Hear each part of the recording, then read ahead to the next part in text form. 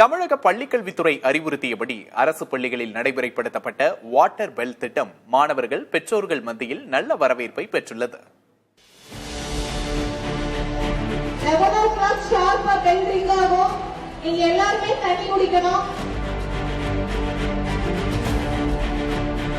ஒரு மனிதன் சராசரியாக நாள்தோறும் குறைந்தபட்சம் 3 லிட்டர் குடிநீர் பருக வேண்டும் என தெரிவிக்கின்றனர் மருத்துவர்கள். இதனை பள்ளி பருவத்திலேயே தொடங்க வேண்டும் என்பதற்காக வாட்டர் பெல் திட்டத்தை நடைமுறைப்படுத்த பள்ளிக்கல்வித்துறை ஆலோசித்து வந்தது. இந்நிலையில் தமிழகம் முழுவதும் உள்ள அரசு பள்ளிகளில் வாட்டர் பெல் திட்டம் நடைமுறைக்கு வந்தது. முதல் நாளான இன்று பள்ளி நிர்வாகத்தினர் வாட்டர் பெல் திட்டம் குறித்தும் குடிநீர் பருகுவதால் ஏற்படும் நன்மைகள் தொடர்பாகவும் அறிவுறுத்தல்களை வழங்கினர்.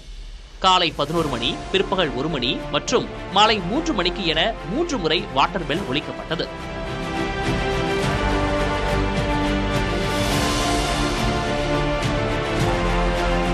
மணி ஒலிக்கப்பட்டவுடன் வகுப்புகள் தோறும் மாணவ மாணவியர் தண்ணீர் பருகுவதை அந்தந்த வகுப்பு ஆசிரியர்கள் கண்காணித்தனர். குடிநீர் பருகுவதற்கான நினைவூட்டல் மணி ஒலிக்கப்படுவது மாணவ மாணவியரிடையே வரவேற்பை பெற்றுள்ளது.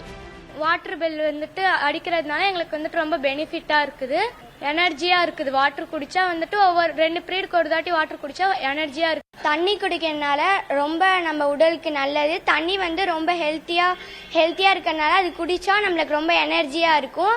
சரி, தண்ணி அவ்வளவா கம்பல்சரி இல்லை அப்படின்னு குளிக்க மாட்டோம். இப்போ பெல் அடிக்கிறதுனால ஐயோ கம்பல்சரி அப்படின்னு குளிக்கிறோம். இப்போ ஃபர்ஸ்ட் பீரியட்ல நிறைய தூக்கம் வரும். இப்போ தண்ணி குளிக்கிறதுனால எனர்ஜி இருக்கறனால தூக்கம் வர மாட்டேங்குது. அது குடிச்சா ரொம்ப நீர் சத்து, அப்புறமா ரொம்ப எனர்ஜியா இருக்கு. பள்ளி பருவ விளையாட்டுத்தனத்தால் குடிநீர் பருகுவதை தவிர்க்க மாணாக்கருக்கு தமிழக அரசு அறிவித்துள்ள இந்த வாட்டர் பெல் நடைமுறை உடல் ஆரோக்கியத்தை உறுதி செய்யும் என்கின்றனர் ஆசிரியர்கள். நார்மலாகவே வாட்டர் நிறைய எடுத்துக்கிட்டாங்க அப்படின்னா கான்சென்ட்ரேஷன் பவர் அவளுக்கு இன்க்ரீஸ் ஆகுது, ஃபோக்கஸ் பண்ண முடியும் படிப்பில்.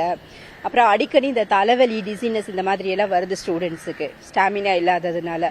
அது இந்த தண்ணி குடிக்கிறதுனால அவளுக்கு இல்லாமல் போகுது. ஃபேட்டிக், உடல் சோர்வு, தலைவலி இதெல்லாம் இந்த தண்ணி குடிக்கிறதுனால சரி பண்ண முடியும்.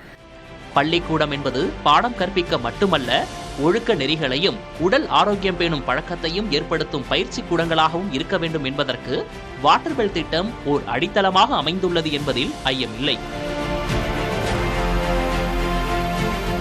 புதிய தலைமுறைக்காக ஒளிப்பதிவாளர் சதீஷுடன் செய்தியாளர் மோகன்ராஜ்.